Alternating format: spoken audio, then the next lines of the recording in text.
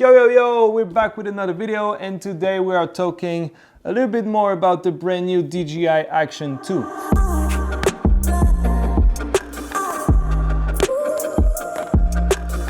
So in this video we will take an in-depth look at this camera, as well as how I created the whole release video I did for DJI. So it's going to be a full behind the scene of the whole creative process of how I created this release video, and also do a review of what I personally think about this little action cam, what I think is great, what I think could have been better, and all of that good stuff. So DJI reached out to me about a month ago, I think, saying, all right, we got a new action cam and we want you to do a video for the launch of this camera.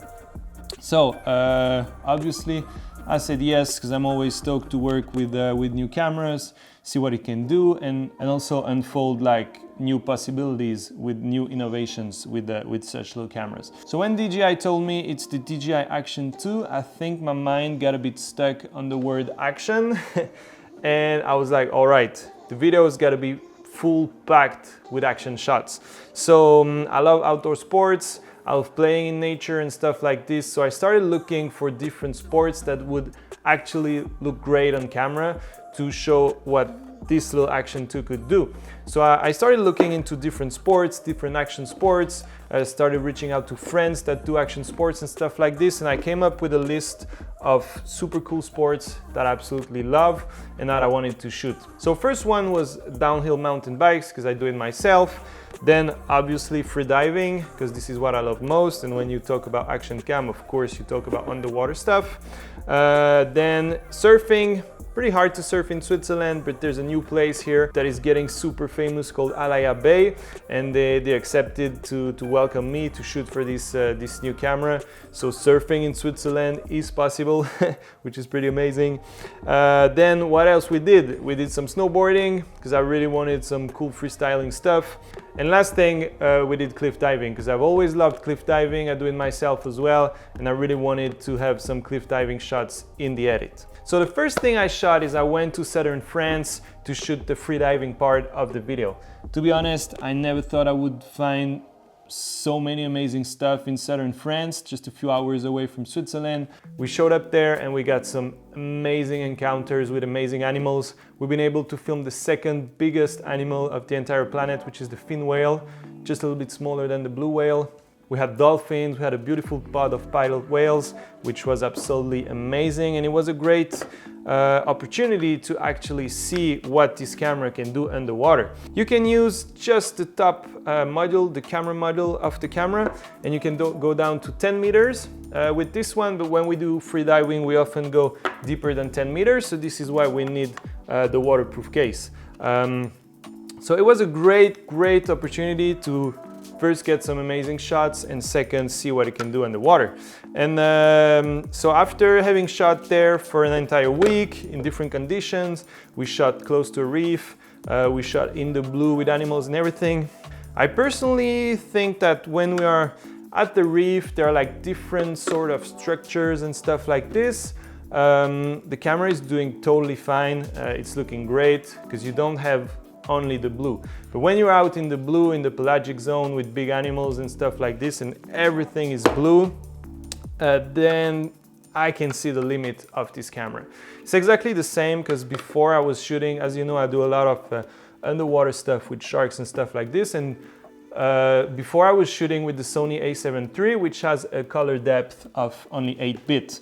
Now I film with the Sony a7S III, which is my main camera for underwater stuff, and it has a color depth of 10-bit, 422 10-bit. The DJI Action 2 does 8-bit as well, and I really see like the limits when I'm filming in the blue. So when you're out in the open ocean, everything is blue, so the camera is having quite a hard time when it's only 8-bit to capture all the different blues. And then when you're in the post-production and trying to color grade, you cannot really go far. Like it's starting to look weird, especially on the sides, like straight away. So this is the main limit. It's the same when I was shooting with the Sony a7 III and I only had 8-bit colors. I really saw the limits.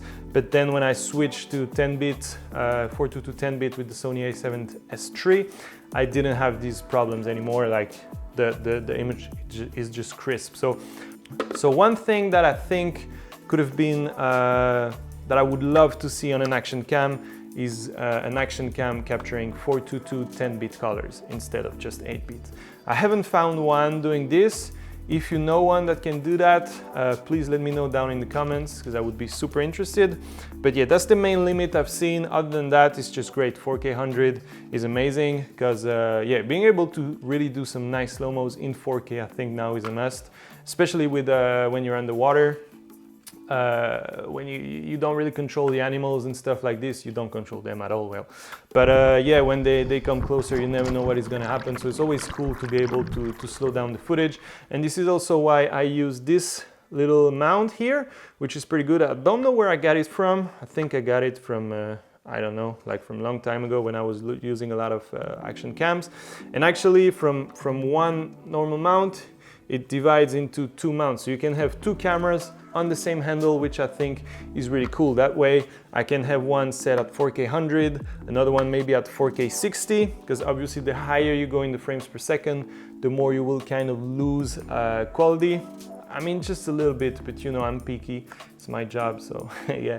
But yeah, so you can have maybe one at 4K 100, the other one at 4K 25 or 4K 100 and 4K 50 and stuff like this, which I think is really cool, especially when you're filming underwater and you're filming with animals, so you cannot like redo the scenes a few times. Yeah, and talking more about my underwater setup. So right here, I got my main setup. So this is the Sony a7S III. This is my main camera usually when I film underwater. And I love to have action cams as well, because then I can mount it up there. So I just stick like a normal action camera mount here on top of my main waterproof case, and then I can put the action cam here on top, and I can get like different angles. Like let's say for example on the Sony a7S III, I'm shooting at 35 millimeters. Then I can have like super wide angle with the action cam to have like different looks and different focal length of the exact same scene that will only happen once when you're shooting in nature. So it can be like this, and then I can also use my mount that duplicates the mount, and then I can have like two action cams on top of my main camera, which I think is really cool. I can have like, let's say the normal camera at 35 millimeters, then I can have one action cam in 4K 100, the other action cam in 1080 200 if I want, or whatever. I can really, like, I'm really flexible, and I think this is really cool, and I love using action cams for such stuff. So that's about it for the freediving part. Anyway, super stoked with the images we've been able to do, and also with the encounters. Once again in southern France, seeing so many incredible animals is absolutely amazing. And as you know, like filming underwater animals is what I love most. So as soon as I was done with the freediving, I jumped to the next scenes, next sport, which was mountain biking in the forest. So we headed out around my area where I live, got different cool tracks in the forest. So we went out there, got my friend David Zamut that came to fly the FPV, and we sent it through the forest. Yo, so we are now in the forest shooting some MTB. Got my bike right here, full of mud as usual. And we are shooting with the brand new DJI Action 2. So the super cool thing about this little DJI Action 2 is that there's like a magnetic mount. So if you just got the other magnetic part on your helmet, you can put another one on the FPV, and then like you can easily throw the camera from one side to the other. So here, boom, it's on the FPV, ready to fly. I can take it back, and whoop, boom, it's on my helmet, ready to go. So that's the super cool part about it. Here we have different cameras with different settings, different batteries. We're shooting FPV, we're shooting POV and everything. So it's just, look at that, it's so easy. And boom, and we're ready to go and ready to rip. Yeah.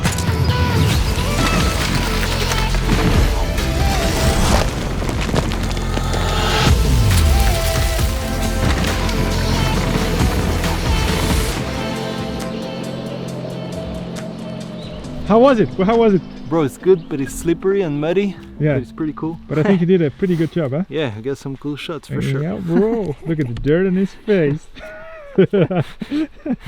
So I think that shooting out of the water, I didn't see really any problems with the 8-bit, as I was talking earlier regarding the underwater stuff. Shooting in the forest, the 8-bit to me was totally fine to do my color grading. As you can see, the color grading is looking great. I always love color grading greens, and I didn't really see and feel any limitation from the Action 2.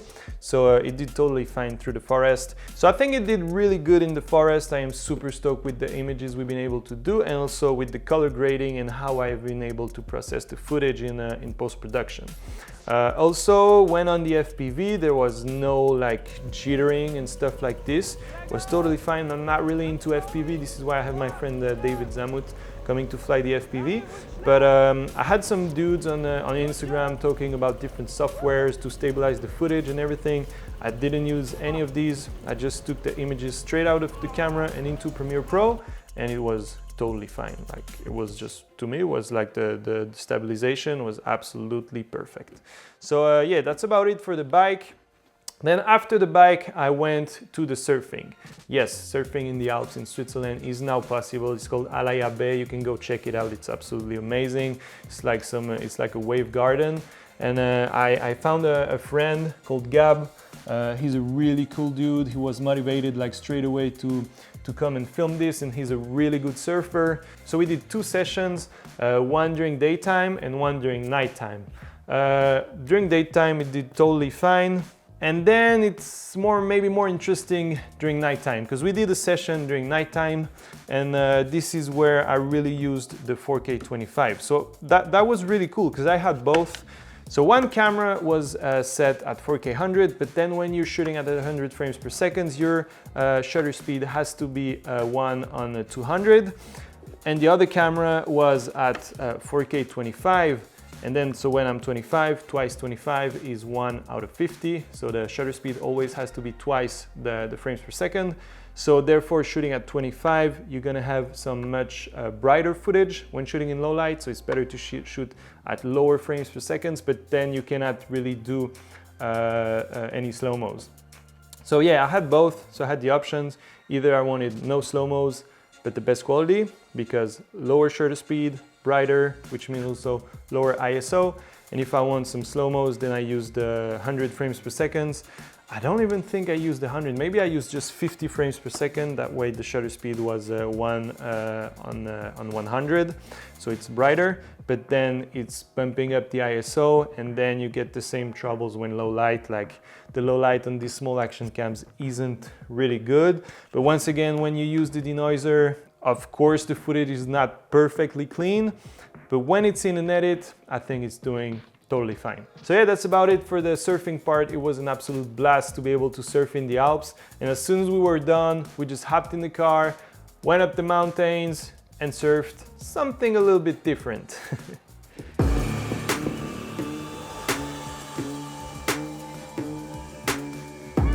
Yo, so we just made it to South-Face, Switzerland. We're gonna be shooting the next part for the video right here. Right behind me we have the snow park. I think here is the best place to practice freestyle skiing and freestyle snowboarding during summertime. So we have like all the best riders in the world right here. We have a French rider with us that is going to be sending it on the snowboard. We have Zamut right here filming with the FPV. I'm going to be filming with the normal camera, mainly with the telephoto. And we have another friend called Forrest who is going to be doing the follow cam. He's gonna be filming with 2 little DJI Action 2, so it should be pretty cool.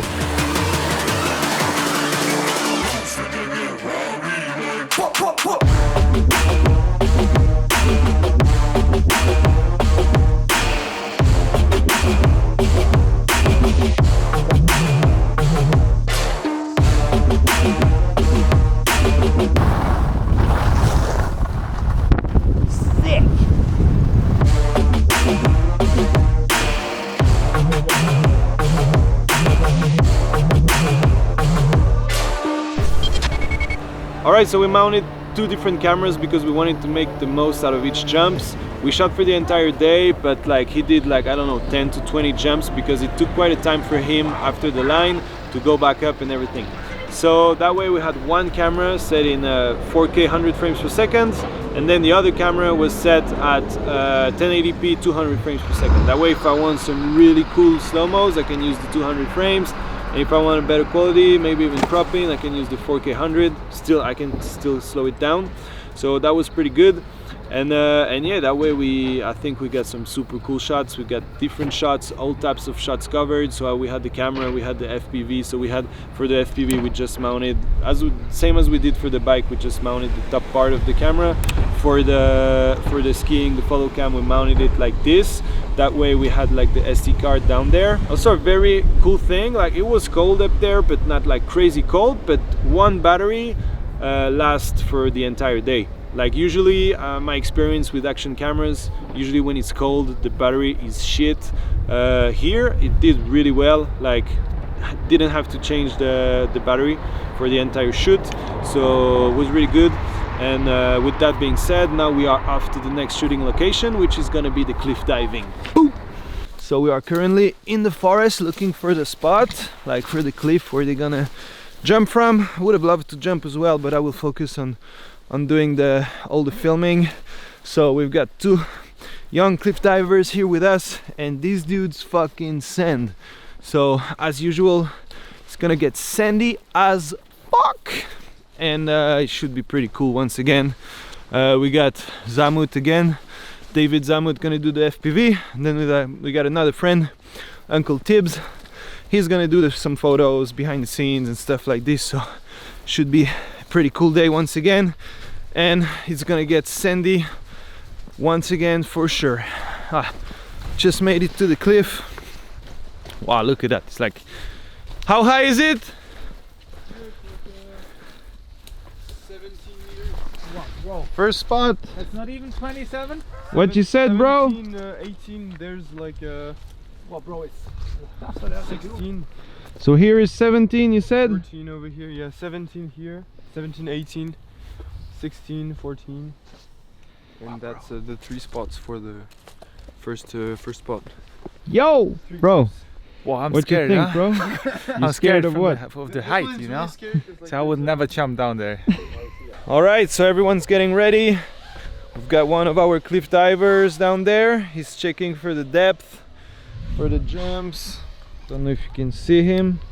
Yeah, down there. He's gonna check the depth, and then we've got David Zamut warming up with the FPV. Wow, that's sick. Everyone's gonna get sandy.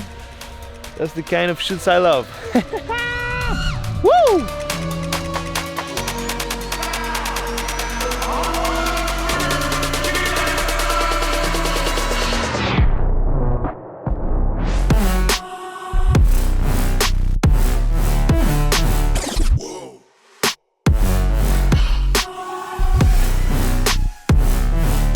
Alright, so we are done for the first part of the cliff diving. Big shout out to the two cliff divers. They've been sending it like big time. I'm gonna put their Instagram down in the description, so if you want to go check their stuff, it's cool. It's always appreciated to support. They're pretty young and really sending it. We got all different types of shots with the Action 2 cameras. We got shots like from here, just following them when they take off. We got shots like with one cliff diver jumping with the second one and falling with him while filming with two Action cams, exactly the same we used for the snowboard, with like 2 different settings and everything. We got the FPV with different lines. We got the normal cameras with the telephoto, wide angle, everything. So everything's covered. Should be pretty sick. And now we're moving on to the next spot, which is gonna be even more insane. It's gonna be a waterfall, like 23 or 27 meters high. He's gonna do just one jump, so both him and us, the filming crew, we have like quite a bit of pressure because we can't miss it, but it's gonna be pretty sick again. See you at the waterfall.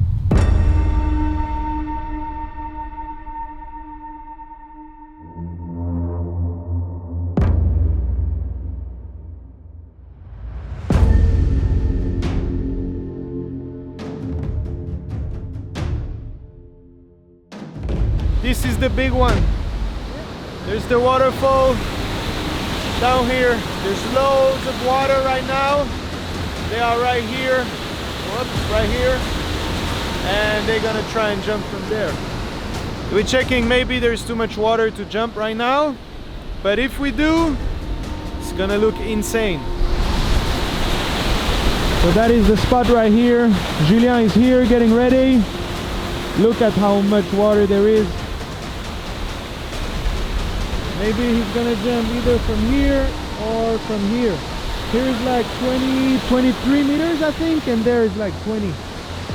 The waterfall is too heavy and the water is going too far forwards, and so when we jump we land in the water and like during midair. So that means if I do a trick that I'm too close to the edge of the waterfall, the water can come in my eyes and I could get lost and not know where to jump. So we're probably gonna do the lower one that's further away from the waterfall, but it's still very heavy impact, scary environments. Everything is scary here. So this time this waterfall is like pretty sketchy because of all the mist, and so I attached a water bottle to the drone, but the chances are high the drone is getting into the water.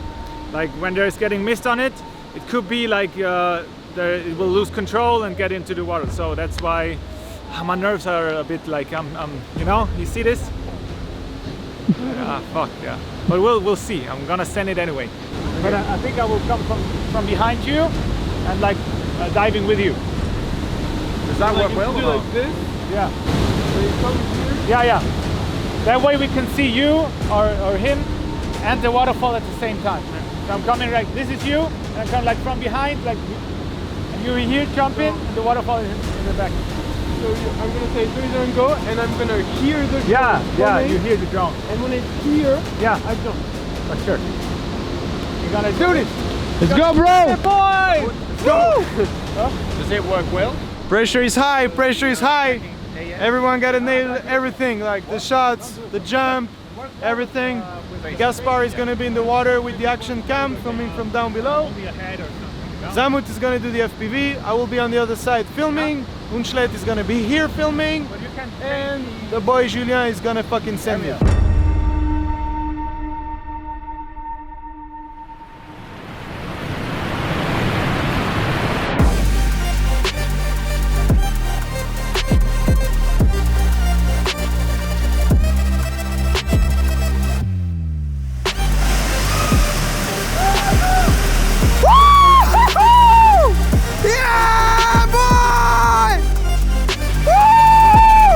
Yeah, bro! You make the shot! Woo! Make it! Let's go! Let's go! Woo! Alright, so that's about it for this whole behind the scene and how we came up with this whole release video we created. I am super stoked with the outcome, like all the different actions, the different sports, the different environments and everything.